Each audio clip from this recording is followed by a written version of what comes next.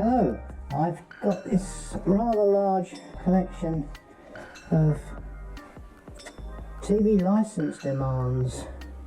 This is about 4 years worth, and well, I'm trying to think of things what to do with them, you see, because what they supply me some lovely colours, and I thought about making sort of tiled patterns, that sort of thing, or something a little bit interesting, you know.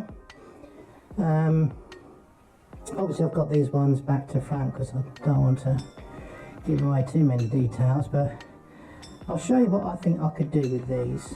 You do get some nice combinations of colours. I just wish they'd give us some more red ones, then I could do a slightly more dynamic sort of pattern, you know. Just so if the TV licensing could give me some more red ones, then I could do some beautiful colours. And don't change the sizes of the envelopes, because then I won't be able to make up these beautiful patterns. Yeah. Of course, another thing you could do with these letters is they can make little letter cities. Well, I'm in a couple of buildings here, and the little roofs on them, you sort of. Anyway, yeah, I think beautiful colours, but I'm really annoyed they don't give me enough red ones.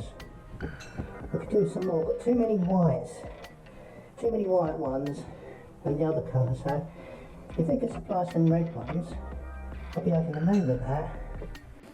Which we can always make a sort of a fan design out of them. Then you can always sort of, on a hot day, pick them up and wave them around, and to get a lovely cool air current going across your face. I've got enough to make quite a few of these.